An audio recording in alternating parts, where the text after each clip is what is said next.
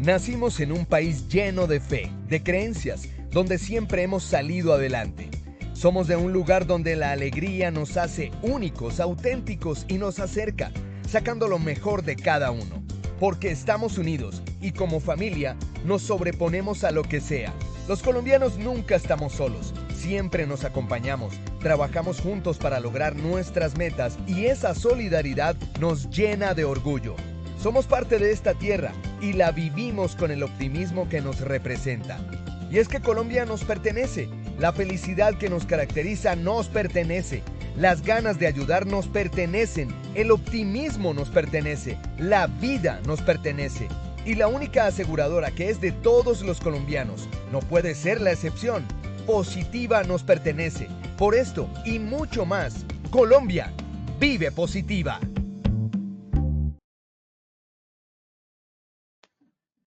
Muy buen día para todos nuestros asistentes. Reciban un cordial saludo de Positiva Compañía de Seguros y Positiva Educa. Soy Angélica Cortés y les doy una muy especial bienvenida a nuestra siguiente acción educativa. Los dejamos en las mejores manos con nuestro experto líder de la comunidad. Sean especialmente bienvenidos. Muy buenos días a todos, soy Carlos Andrés Valencia Hernández y es para mí un placer estar con ustedes recibiéndolos hoy, a nuestros 19 participantes que sé que van a ir creciendo en esta comunidad el día de hoy.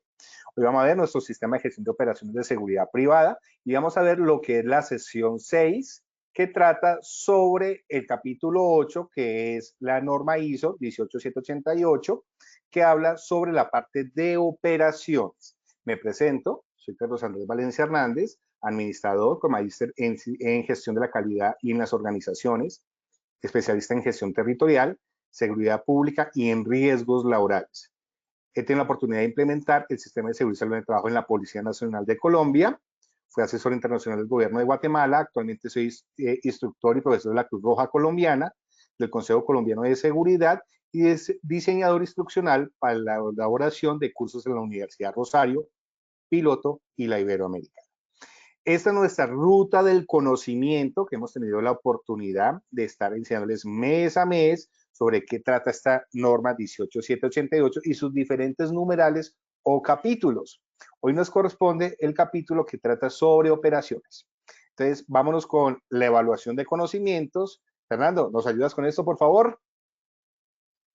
Perfecto, doctor Valencia. Entonces vamos a iniciar con el primer sondeo. Vamos con la primera pregunta.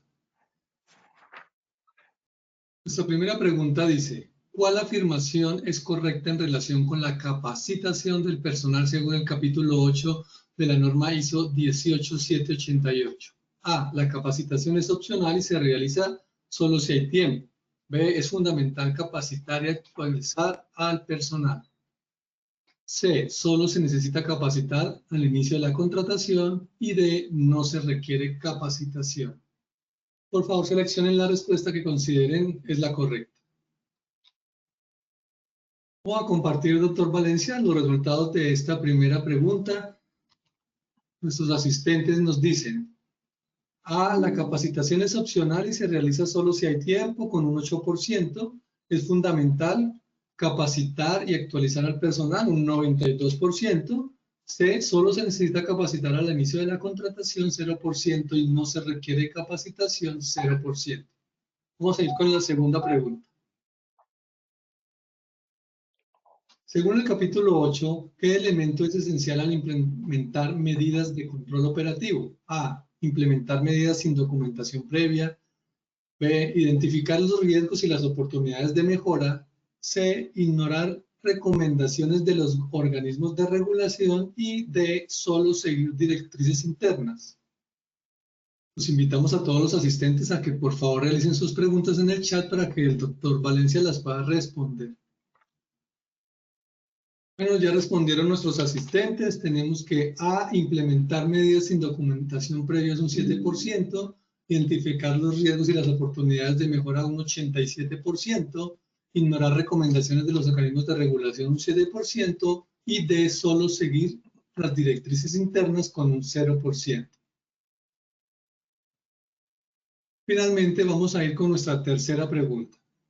¿Cuál es una responsabilidad de la organización en el manejo de incidentes según el capítulo 8 de esta norma? A. Tomar decisiones sin información relevante. B. No mantener un registro de incidentes. C. Reportar, documentar, investigar incidentes. Y D. No proporcionar información sobre el rendimiento al personal. Bueno, ya tenemos los resultados de la tercera pregunta. Lo que nos dicen nuestros participantes es A. Tomar decisiones sin información relevante, un 0%. B. No mantener un registro de incidentes con un 5%. C. Reportar, documentar, investigar incidentes un 95%. Y D. No proporcionar información sobre el rendimiento al personal un 0%. Lo dejo entonces con nuestros asistentes, doctor Valencia, para continuar con la capacitación. Gracias, Fernando, a ti y a todas las personas que nos acompañan el día de hoy. Es realmente la idea, disculpen que se me pasó un poco, la frase con la que iniciamos nuestra capacitación el día es la siguiente: fiarse de todo el mundo y no fiarse de nadie son dos vicios, pero el uno se encuentra más virtud y en el otro más seguridad. Es de Seneca. Entonces, una frase muy profunda donde que podemos hacer esta asociación. Ni tanto que alumbre el santo, ni tampoco que no lo alumbre.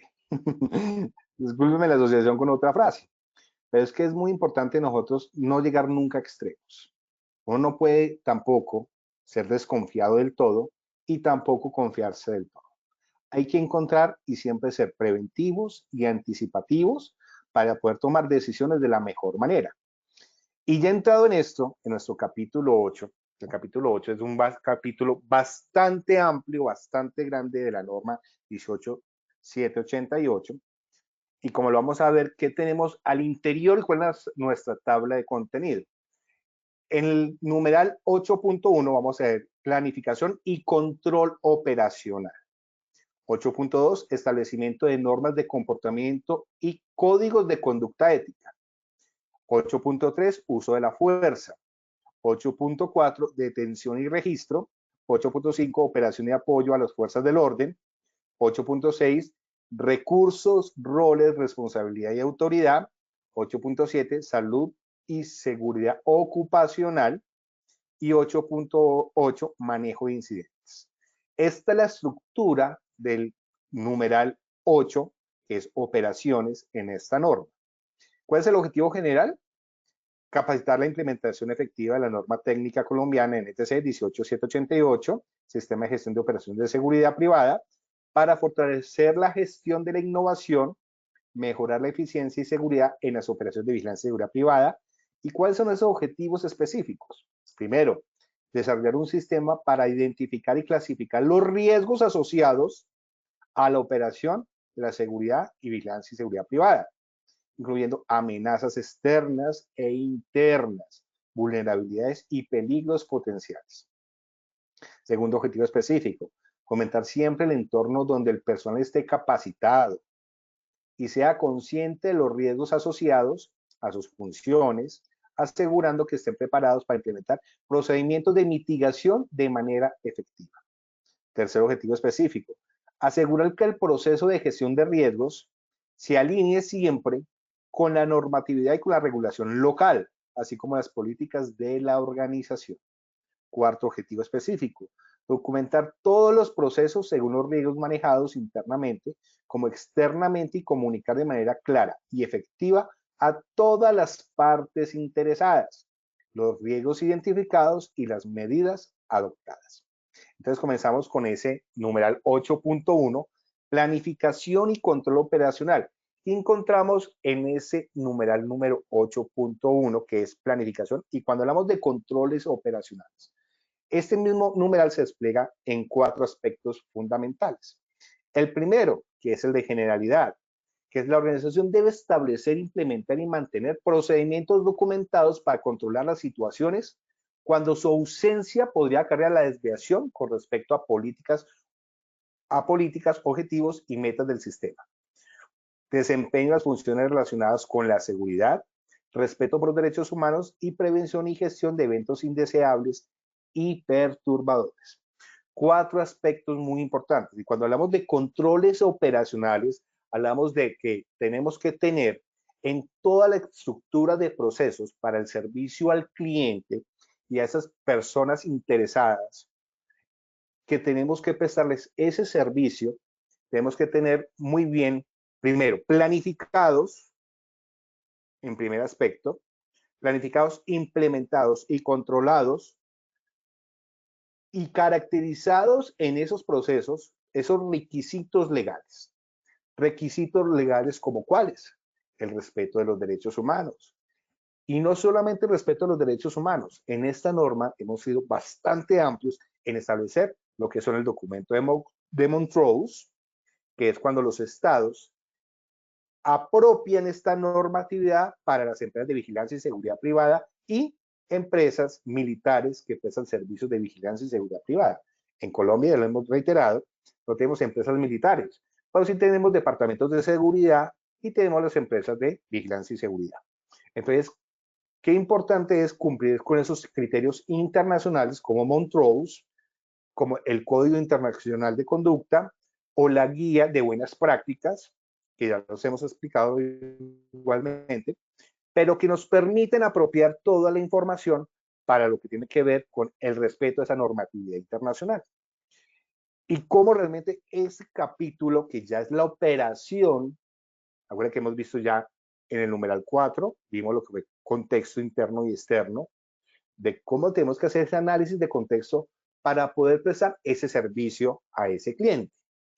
Capítulo 5, que es el liderazgo, y cómo ese liderazgo se tiene que desarrollar para poder cumplir no solamente nuestros clientes, sino en el marco de que tenemos más aspectos que impactamos, aspectos de impactos ambientales, comunidades, y que damos un ejemplo, por ejemplo, no es lo mismo prestar un servicio en La Guajira, en el Putumayo, en el Cauca, que prestarlo en las ciudades capitales como Cali, Medellín, Bogotá. Y que es fundamental siempre entender que tenemos que involucrar a esas partes interesadas para prestar un muy buen servicio. Entonces, el desempeño de las funciones relacionadas con seguridad, la organización debe establecer, implementar y mantener procedimientos que apoyen a la protección de las personas, los activos tangibles e intangibles y otras funciones relacionadas con la seguridad. Y que todas esas consideraciones, en el marco de esa normatividad, nos pueden prever, lógicamente, la mitigación de todos esos riesgos y todas esas situaciones indeseables y perturbadoras. Toda la organización preverá, mitigará y responderá ante eventos indeseables, tomando en consideración el desempeño de las funciones de seguridad, el respeto por la vida y la dignidad humana y notificación a la autoridad correspondiente. Entonces, 4 aspectos de este numeral, que es el de control operacional. Entonces, conclusión de estos 4 aspectos.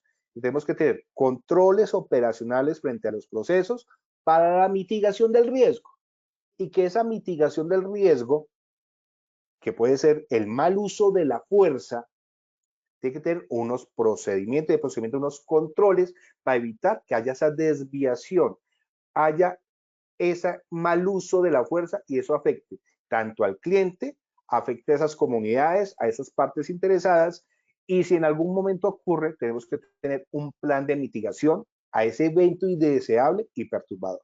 Entonces, esos son los aspectos fundamentales de esta planificación y control operacional. 8.2, establecimientos de normas de comportamiento y código de conducta ética. Cuando hablamos en este 8.2 de establecer normas de comportamientos éticos y conductas éticas, hablan que tenemos que tener un código de ética al interior de la empresa de vigilancia y seguridad privada. Entonces, es establecer ese hombre profesional que conoce muy bien sobre toda esa normatividad sobre el uso de la fuerza, la legítima defensa, aplica muy bien la razonabilidad de esos criterios, pero supongamos por un momento dado, y es para ponerles un ejemplo ya más aterrizado frente a esto. Tenemos una empresa de vigilancia y seguridad privada que presta servicios en los colegios y escuelas públicas o privadas. ¿Qué tiene que conocer afuera de lo normal de ese hombre de vigilancia? Que tiene que conocer un poco más sobre ese tipo de servicio que está prestando. Hay que conocer por la ley 1098, que es de infancia y adolescencia, y cómo tratar con menores contraventores o que en algún momento hacen un comportamiento contrario a la convivencia. Ley 1801.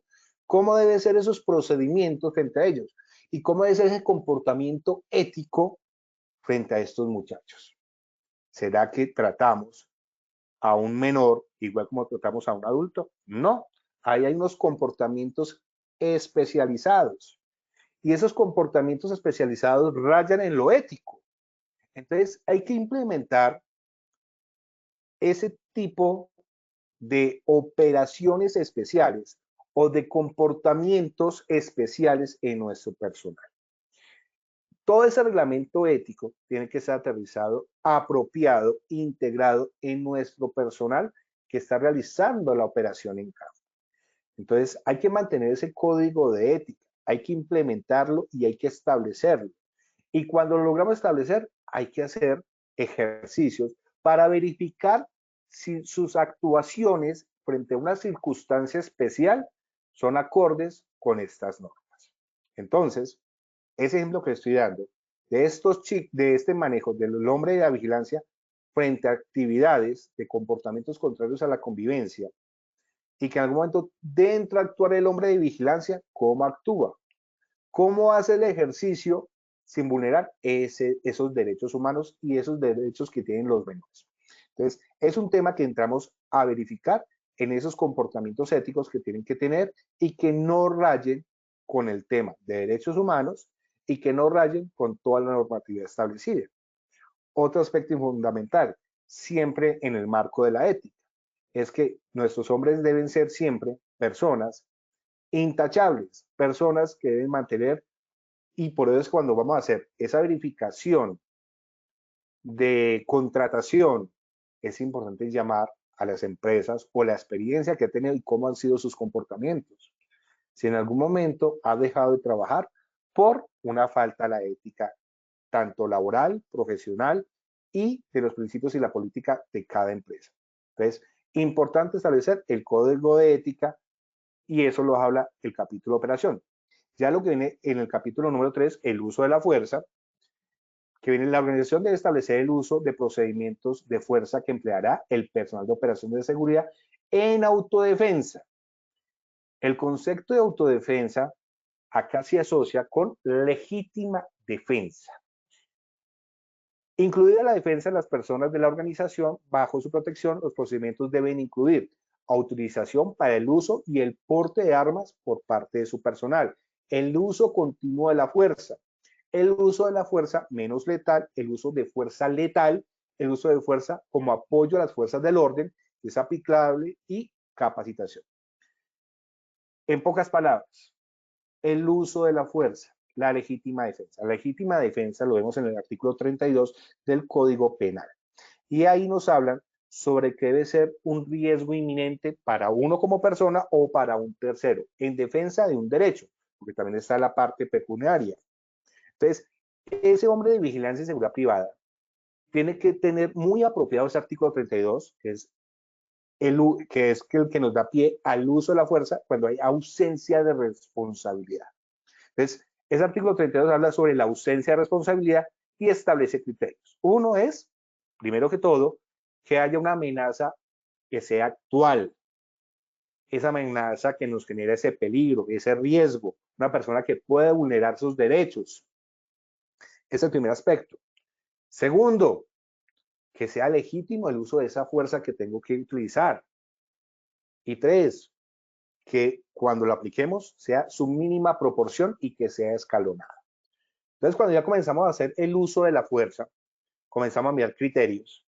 En principio, ¿cuál es la razonabilidad para el uso de la fuerza? Entonces, en principio, podemos hablar que tiene que ser un hombre de vigilancia y seguridad privada. Primero, su presencia uniformada, su presencia que lógicamente permite un tema coercitivo a ese infractor, a ese delincuente, a esa persona que quiere en alguna forma afectar el bien tutelado, que pueden ser los principios y derechos de ese cliente o de la empresa como tal. Entonces, la presencia física es un primer medio coercitivo frente a esa persona. Segundo, ¿cuál es el otro aspecto que vamos secuencialmente y con razonabilidad? Hablar fuerte, pedir, informar, por favor, eso no está permitido, por favor, aléjese, por favor, en estas instalaciones voy a llamar a la policía. Entonces, siempre es el uso fuerte de la voz, permitiendo dar en consideración que esa actividad que está haciendo esa persona no la debe hacer. Un tercer aspecto, ya sea el uso de la fuerza física en un momento dado. Digamos que el uso de la razonabilidad de la fuerza es la forma en que vamos aplicando de menor a mayor hasta llegar a la fuerza letal. Entonces, hablamos primero presencia física, segundo, hablar y explicar la situación, tercero, el uso de fuerza física ya, cuarto, el uso de elementos de letalidad reducida. Entonces podemos hablar en un momento de una taser, podemos hablar de un momento dado un rociador, podemos hablar de un momento dado de lo que es un arma traumática, y son armas de letalidad reducida, pero esas armas de letalidad reducida tienen lógicamente todo un andamiaje ya legal que se tiene que conocer y eso está dado ya para la Superintendencia de Vigilancia y Seguridad Privada. Entonces, ya cuando la agresión es inminente y vemos en el marco de la proporcionalidad que tenemos que usar fuerza letal, es cuando ya realmente utilizamos el arma de fuego. Y el arma de fuego siempre tenemos que tenerlo en cuenta en el marco de esa proporcionalidad, que cuando tenemos que utilizarla, la idea es nunca aniquilar ni acabar con la vida de la otra persona. Lo que tenemos que hacer con el uso de la fuerza letal es lógicamente, en un momento dado, vemos a una persona inclusive con un cuchillo, que es la pregunta que generalmente nos hacen a las personas que estamos en este ambiente, es, yo no disparo inmediatamente al tórax ni a la cabeza, lo que doy a un miembro inferior.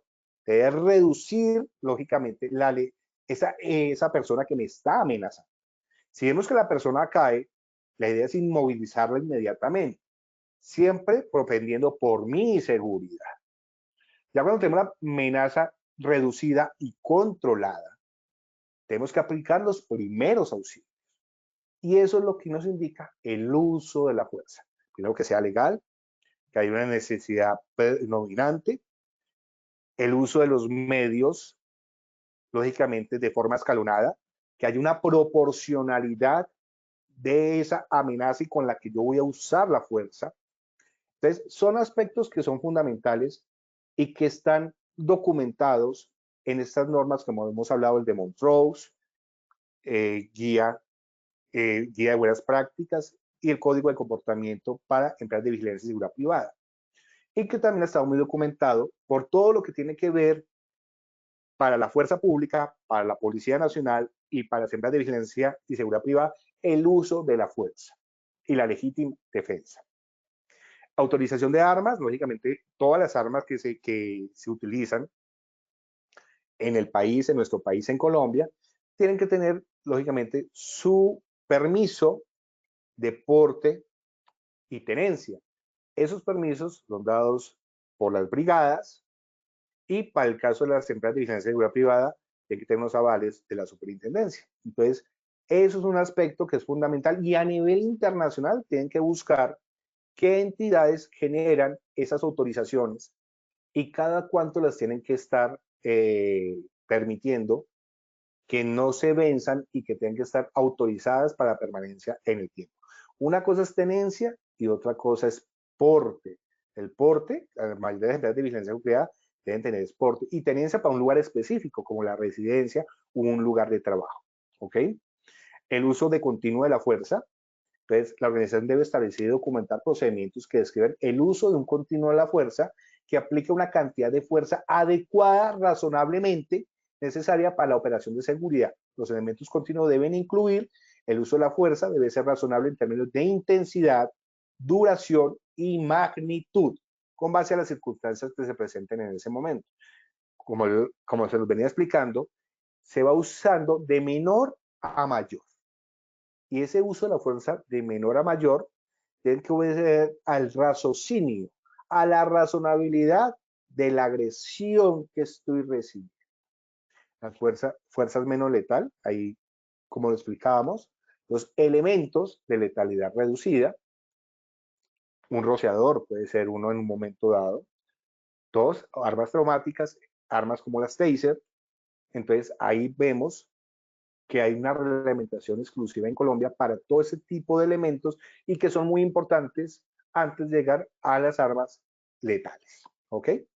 Entonces eso es lo que nos habla todo este capítulo 8.3 sobre el uso de la fuerza, y ya lo que tenemos el 8.3.6, el uso de la fuerza como apoyo a las fuerzas del orden. Cuando esté autorizada por un Estado a apoyar las operaciones de las fuerzas del orden, la organización debe solicitar RUF. RUF es reglas para el uso de la fuerza. Entonces, eso entendido en nuestro contexto colombiano es toda la normatividad que ha salido del Congreso de la República y por un lado por la Superintendencia para el uso de esas armas, donde se establecen todo lo que tiene que ver con el uso de la fuerza en el marco de la necesidad, proporcionalidad y razonabilidad. Y cómo ese RUF, esas reglas para el uso de la fuerza, nos permiten mitigar esos riesgos.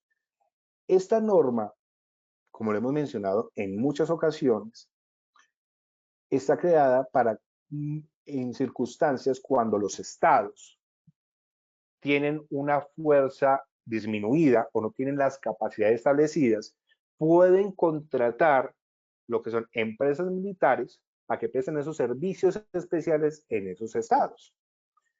Pero como es una norma que documenta normas internacionales en el marco especialmente del uso de la fuerza, se vuelve una ISO, y esta ISO, la ISO 8788, nos permite buscar certificarnos para prestar servicios inclusive internacionales.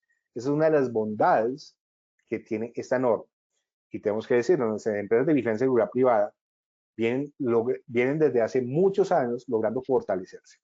Pero para lograr tener un aval internacional es importantísimo la certificación en la 18788.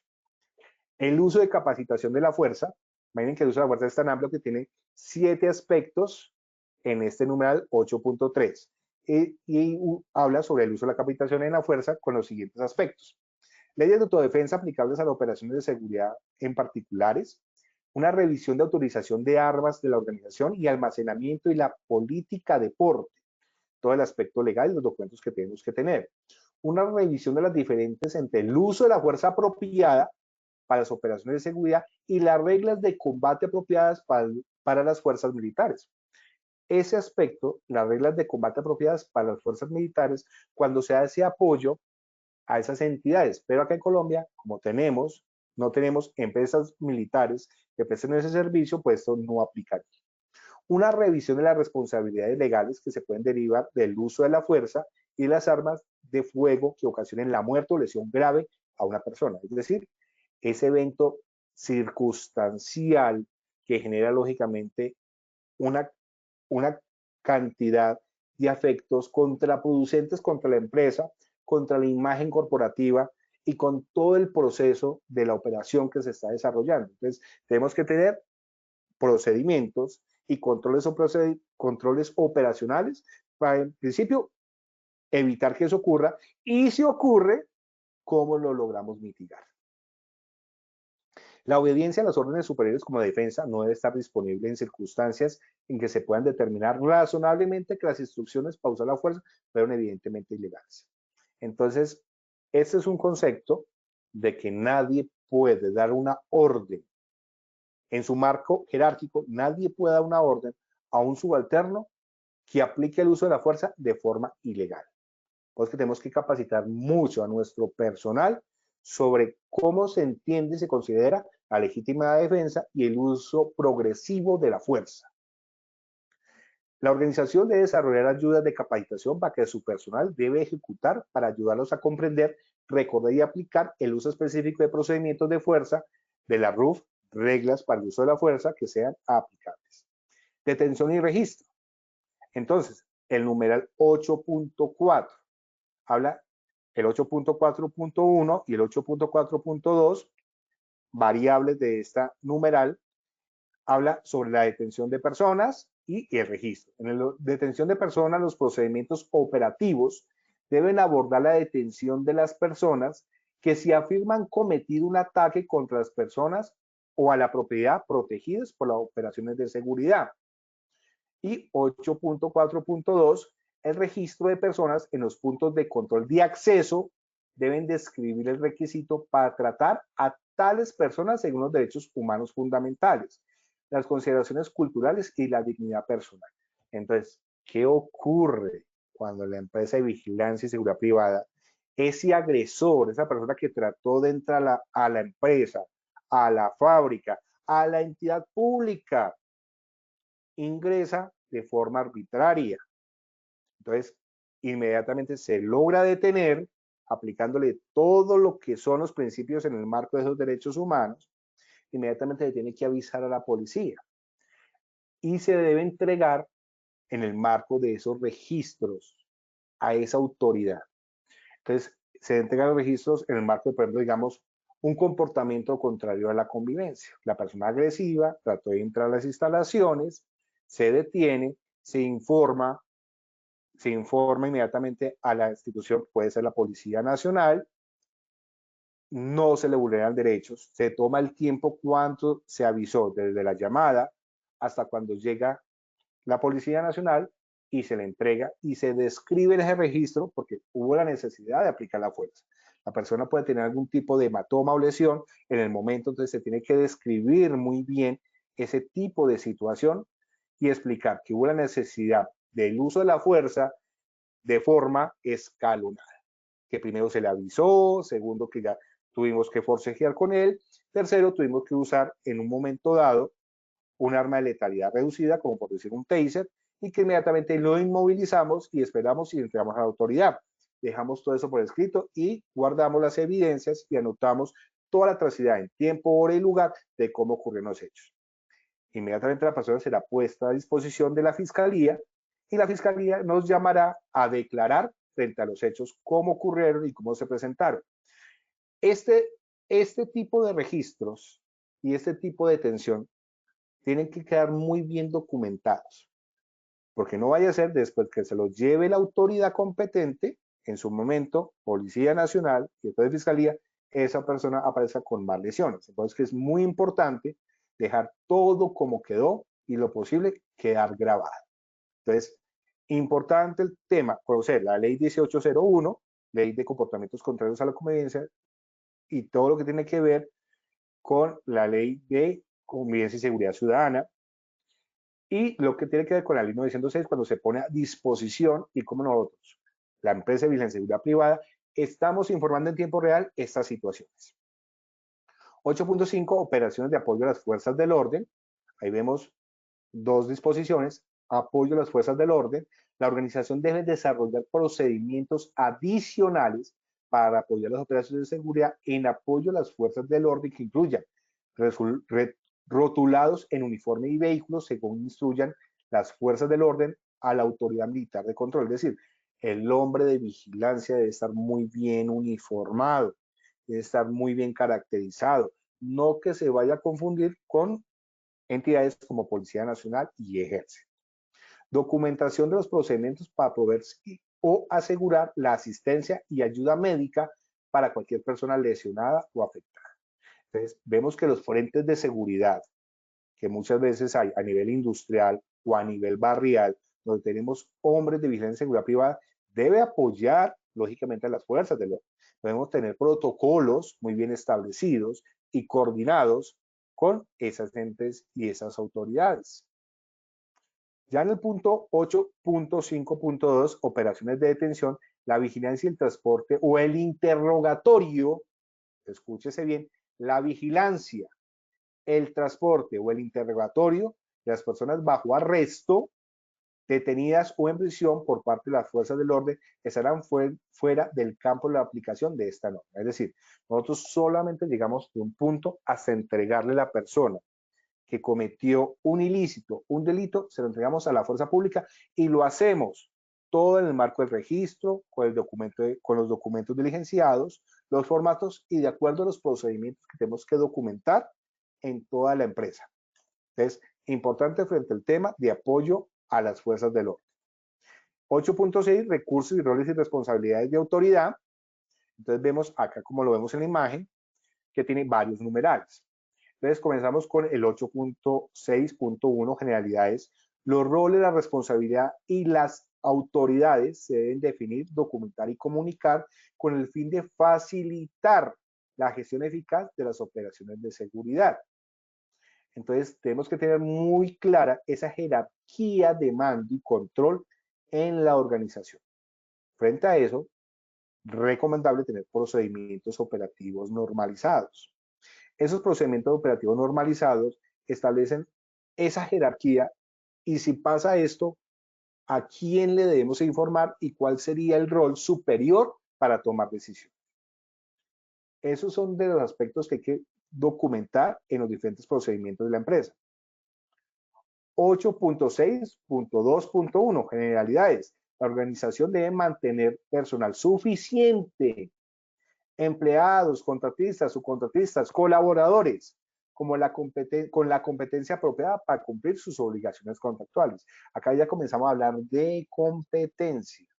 Entonces, cuando comenzamos explicando todo lo que era un sistema de gestión de operaciones de seguridad, hablamos que tenemos personal, talento humano con competencias, habilidades para desarrollar unos procesos y unos procedimientos orientados a la supervivencia institucional.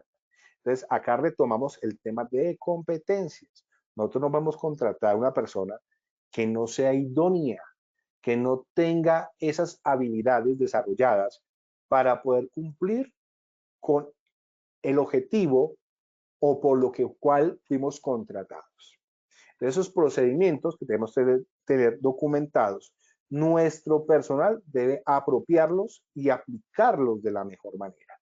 Entonces, los procedimientos deben ser definidos por la revisión de antecedentes y la aprobación de todas las personas con el fin de que sean apropiadas para la tarea correspondiente. Es decir, antes de contratar a este personal, tenemos que hacerle una búsqueda exhaustiva de cómo ha sido su comportamiento laboral en los últimos años. Tenemos que revisar los antecedentes. Tenemos que revisar cómo han sido sus comportamientos. Revisar qué tanto conoce.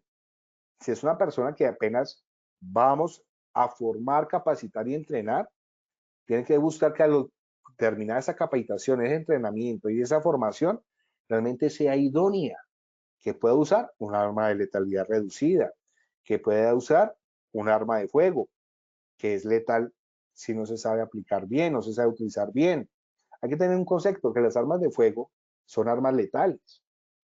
Y cuando sacamos un arma, muchas veces siempre es para dar de baja. Entonces, por eso es que las armas de fuego siempre tienen que tener unos protocolos para actuarla. Y lo último que hacemos, la razonabilidad del uso de la fuerza, y lo último que llegamos es a la arma letal. ¿Ok? La organización es responsable del trabajo del subcontratista y también, según corresponde, dentro de las leyes aplicables, de las conductas de los subcontratistas. Entonces, yo les daba en una capacitación anterior una idea. Vamos a contratar unos drones, vamos a contratar a una persona para que haga vigilancia por drones. Esa vigilancia por drones, la persona tiene que tener primero unos criterios éticos y unos controles que están establecidos en los procedimientos. ¿Qué graba, dónde graba y cómo lo hace? No puede ser que tenemos unas instalaciones que estamos grabando, que estamos haciendo monitoreo, pero le dé con los drones estar vigilando edificios, contornos alrededor y verificando la vida privada de esas personas. Por eso es que es tan importante nosotros establecer el código de ética y esos procedimientos para que no haya vulneración de derechos. 8.6.3, adquisición y manejo de armas, materiales peligrosos y municiones. La organización que utilice armas, materiales que son peligrosos, como explosivos y municiones, debe establecer procedimientos y registrar y documentados para la adquisición. Es decir, toda la munición que estamos utilizando, todas las armas, eso viene por lotes. Y esas lotes generalmente tienen unas fichas técnicas y eso es lo que tenemos que estar controlando y verificando.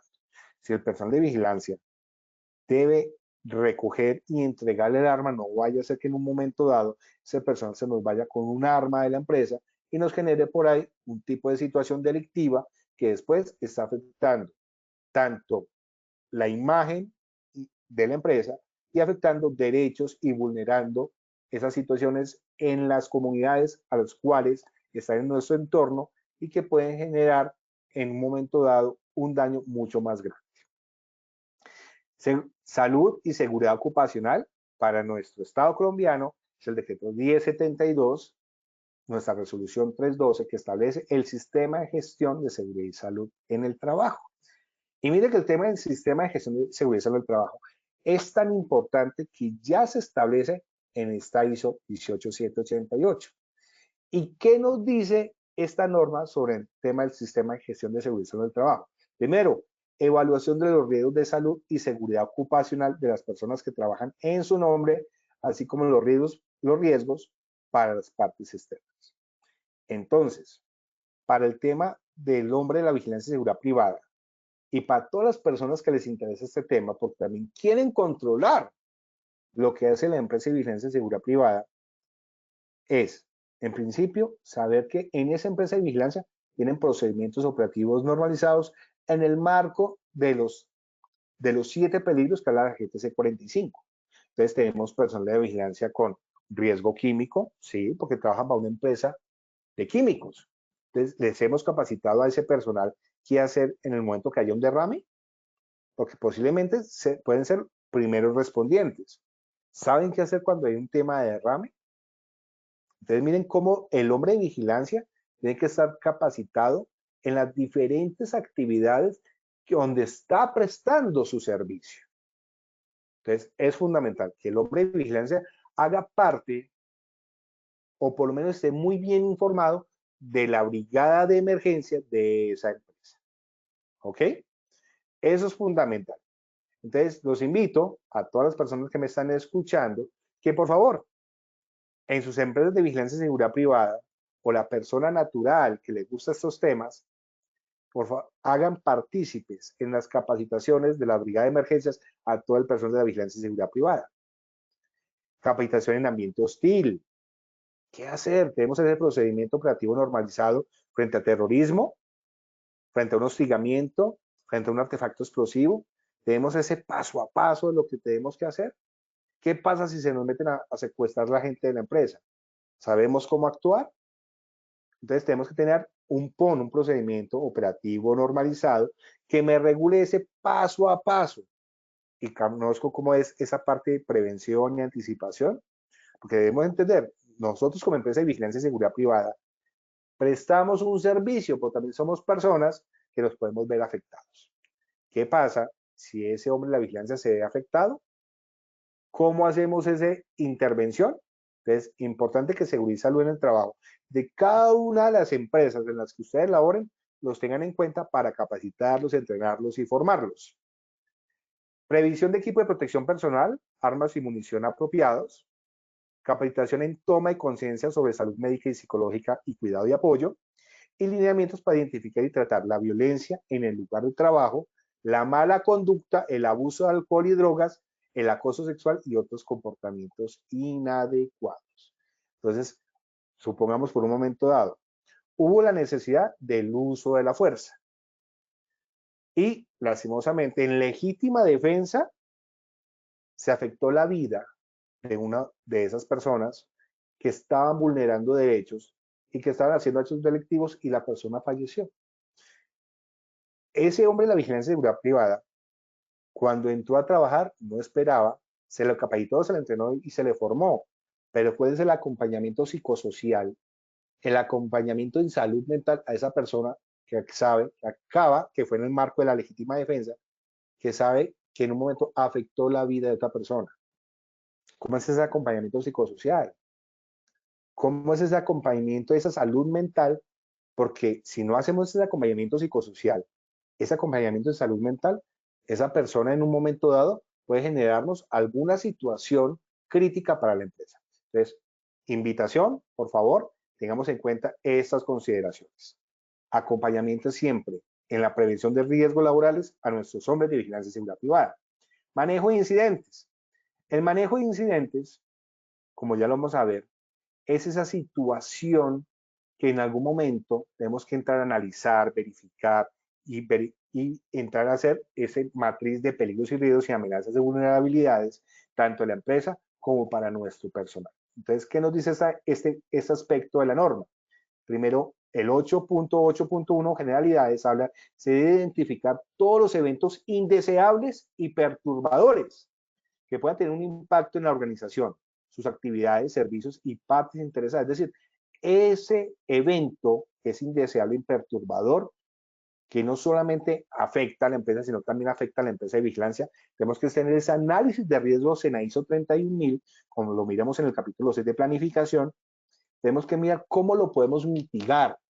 Y si no se logra mitigar, cómo podemos, en cierta forma, manejar sus afectaciones a través de seguros y pólizas. Monitoreo, reporte e investigación de los incidentes.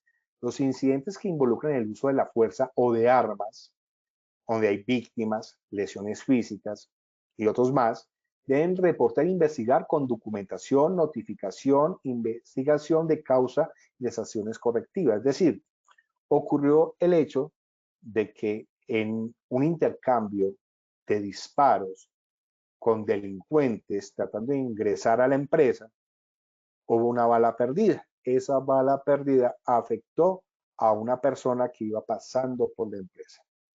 Esas son las situaciones como eventos indeseables y perturbadores que tenemos que nosotros tener todo un plan de mitigación para lograr bajarle un poco la intensidad y la situación a la empresa.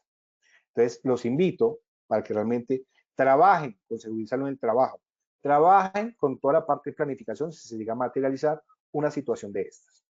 8.8.3 habla sobre los procedimientos de quejas y reclamos internos y externos. La organización debe establecer un procedimiento para documentar y tratar esos reclamos que se reciben de las partes interesadas internas y externas, incluidos los clientes y las otras partes afectadas. Es decir, nosotros tenemos que reseccionar todas esas quejas y ojalá que seamos los primeros en darle respuesta a los entes de control y que buscar de cierta forma que sea satisfactoria, cumpliendo esa parte de mitigarle esa situación afectada. Si una persona que falleció, una persona que salió herida, todo eso lo tenemos que tener nosotros establecido en nuestros procedimientos. Y por último, tener una política del delator.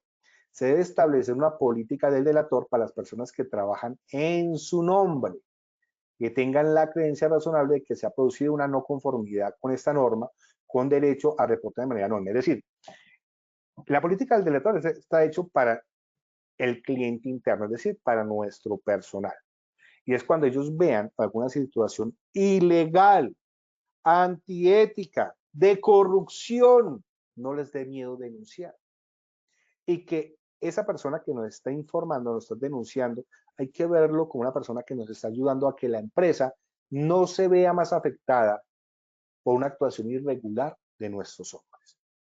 Y que tenemos que protegerlo, tenemos que cuidarlo para que nos brinde toda la información y nosotros podamos tomar acciones en tiempo real, buscando siempre la mejora continua.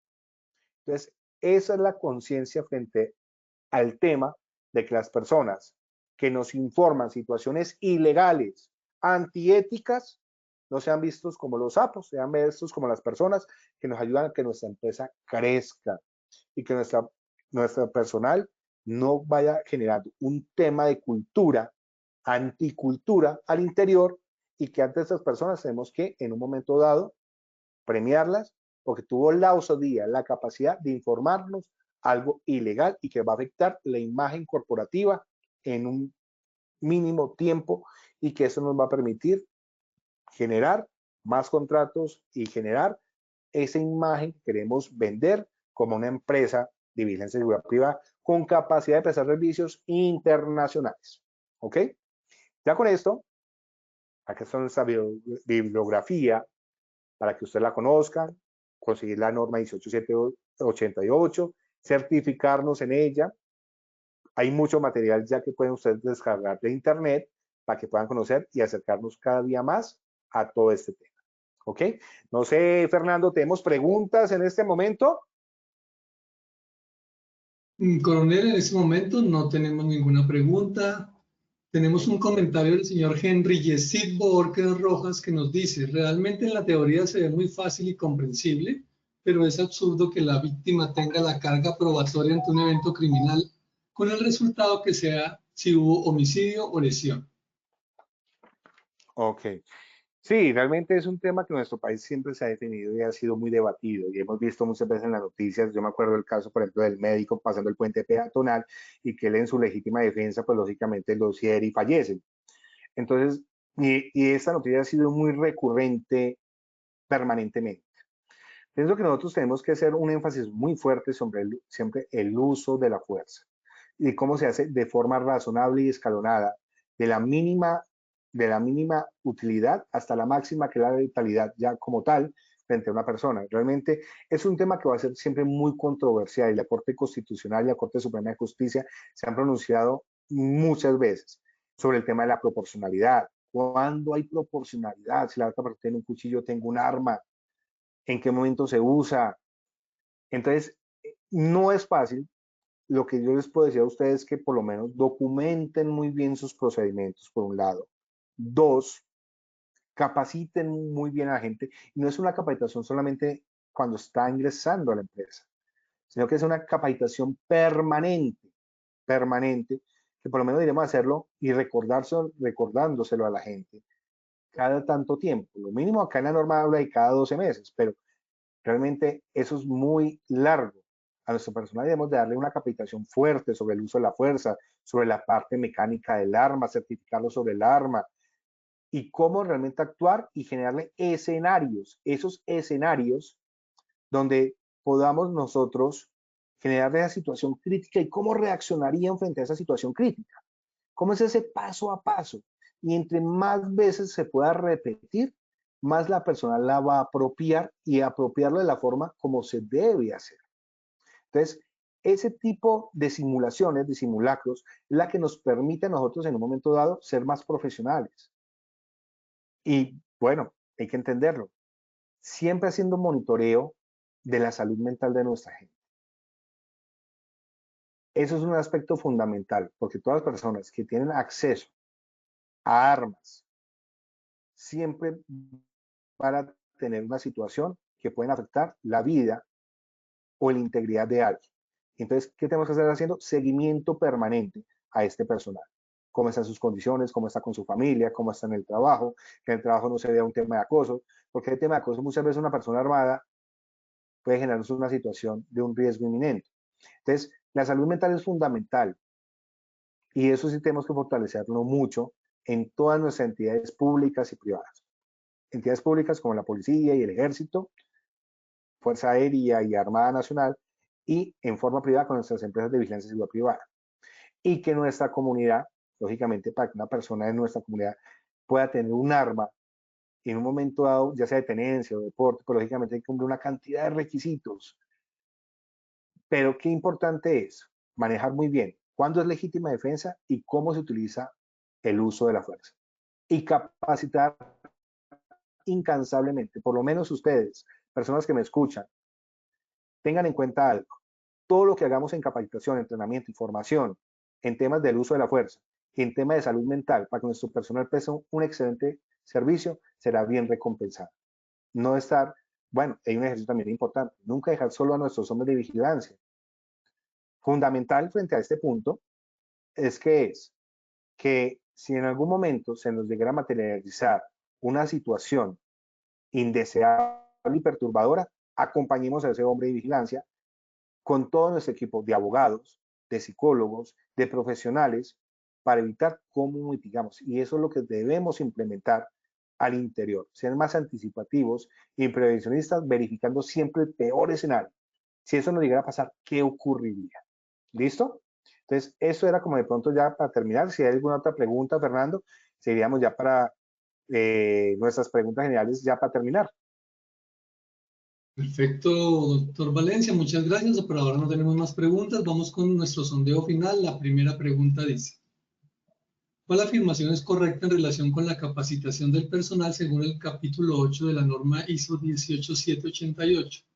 A. La capacitación es opcional y se realiza si hay tiempo. B, es fundamental capacitar y actualizar al personal. C, solo se necesita capacitar al inicio de la contratación. D, no se requiere capacitación. Los resultados de esta primera pregunta son: A, la capacitación es opcional y se realiza solo si hay tiempo, un 6%.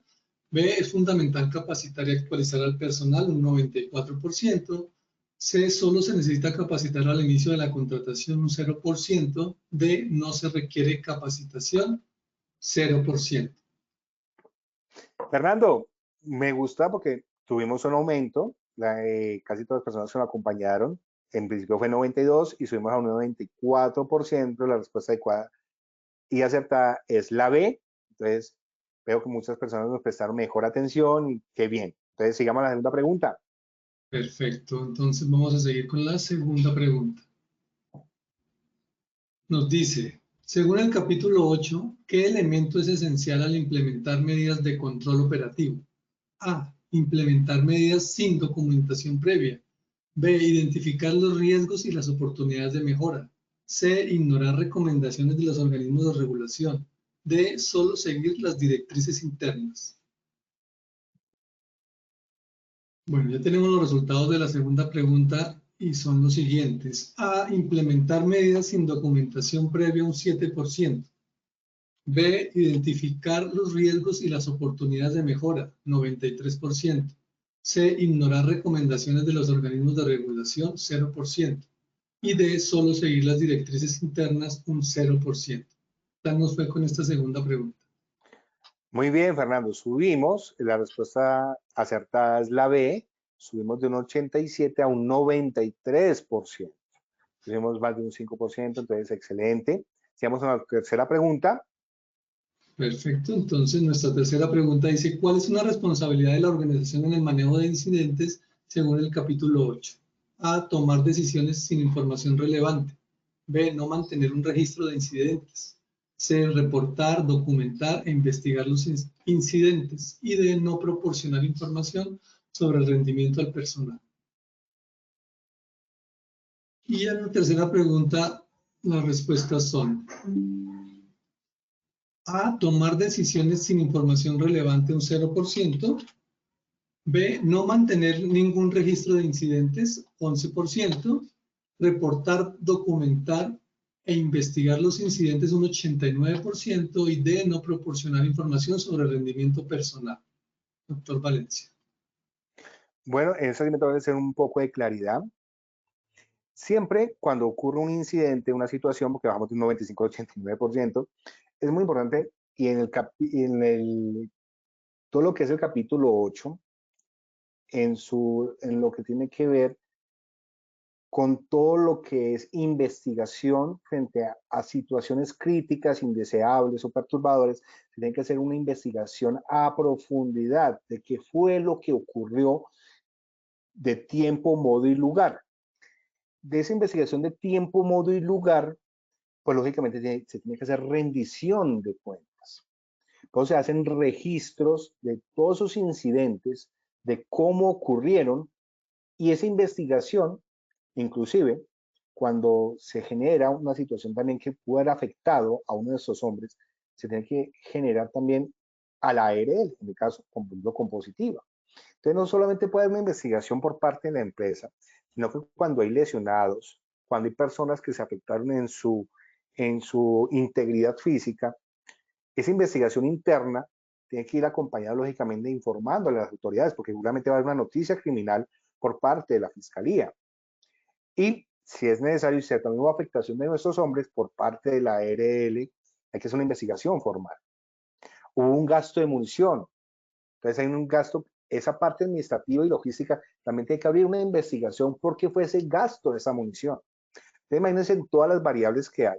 Entonces siempre el reporte, la investigación y llegar a unas conclusiones, todo esto permite que en un momento dado sea transparente toda la actuación y eso lo tenemos que tener muy bien documentado. Y esos son los procedimientos y los controles operacionales que establezcamos a esas operaciones de vigilancia de seguridad privada tienen que tener esos controles operacionales. Los controles operacionales donde demuestren que hubo transparencia en la investigación que se suscitó y que se generó. Entonces, porque vamos de un 95 al 89%. Entonces, ese aspecto de nosotros tener documentos y registros de la operación y que se realicen las investigaciones cuando se genera un incidente, que es un incidente que lastimosamente es indeseado, que es perturbador, lo mejor que tenemos que tener anterior a eso es tener ese plan si se llegara a ocurrir, qué pasaría y cómo actuaríamos. Y frente a eso podemos tener siempre es actuaciones de mejora. Si se nos materializa, pues tenemos que buscar la mitigación de esas consecuencias que generamos. Y por eso es importante también tener seguros. Sé que el tema de la vigilancia de seguridad privada y con diferentes situaciones, con las estructuras criminales que tenemos en el país, que tenemos 422 municipios donde hay afectación de estructuras criminales de un alto nivel, como estructuras como el ELN, el Estado Mayor Central de las FARC, la Segunda Magistralia, todas esas estructuras disidentes de las FARC, donde tenemos autodefensas gaitanistas, donde tenemos diferentes GAOs, GAOR, todos estos grupos armados organizados o delincuencia organizada, siempre van a tratar de afectar a nuestras empresas de vigilancia y seguridad privada. Lo mejor es certificarnos en esta norma, buscar cada día mejor capacitación en el uso de la fuerza, mejor capacitación y competencias de nuestro personal. Y cuando ocurre un hecho, tener esos planes de mitigación, operacionalizar frente a la mitigación y bajar en cierta forma la forma de esos aspectos que nos pueden dañar nuestra imagen corporativa y social. Y pues que esta norma nos ayuda a implementar todo un sistema. Esta norma tiene muchos debes, eso no es de desconocer, pero permite que nosotros volvamos cada día estándares de calidad, estándares de alto rendimiento y a nivel internacional. Y pues cuando una empresa que logra certificar la 18788 va a lograr ser más profesional y lograr acercarse a prestar un mejor servicio cada día. Entonces, eso frente a la aclaración, frente a esta última pregunta, Fernando, y a todas las personas que nos escuchan, desearle a ustedes un fin de semana, Dios los bendiga, y seguimos acá capacitándonos en esta norma 18788. Nuestra próxima capacitación va a ser sobre el numeral número 9, lo que es todo lo que son herramientas de seguimiento y medición frente a esta norma. A todos, un bendecido día y espero haberles aportado un poquitico más a su conocimiento. Muchas gracias. Agradecemos a nuestro experto y a todos nuestros asistentes por su participación y acompañamiento. Los invitamos a que conozcan nuestro Centro Virtual de Enseñanza y Aprendizaje Posipedia, www.posipedia.com.co, donde encontrarán todas nuestras comunidades de conocimiento y mucha más información para que sigan conectados con nuestro Plan Nacional Multimodal de Educación en Seguridad y Salud del Trabajo. En www.posipediatalleresweb.com podrán acceder a nuestro cronograma de acciones educativas virtuales. Recuerden que el certificado de este evento web se generará para todos nuestros afiliados de 1 a 8 días hábiles después de terminada esta acción educativa y podrán acceder a él por medio de nuestro portal Posipedia en la sección Educativa. Los dejamos con el siguiente video. Que tengan un muy buen día.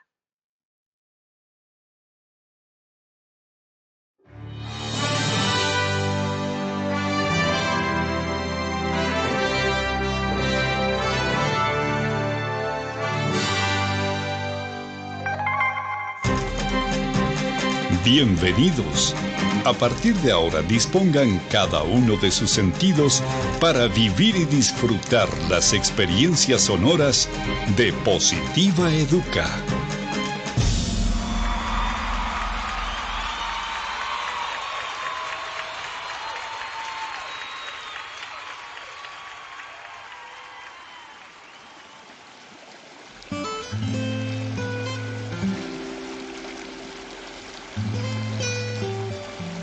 Agua, conjunto de gotas cristalinas y de consistencia liviana, tan transparentes como la verdad, complacidas de unirse para hacer un mar de oportunidades y ofrecerse sin reservas a todos los espíritus sedientos de gozar una buena existencia.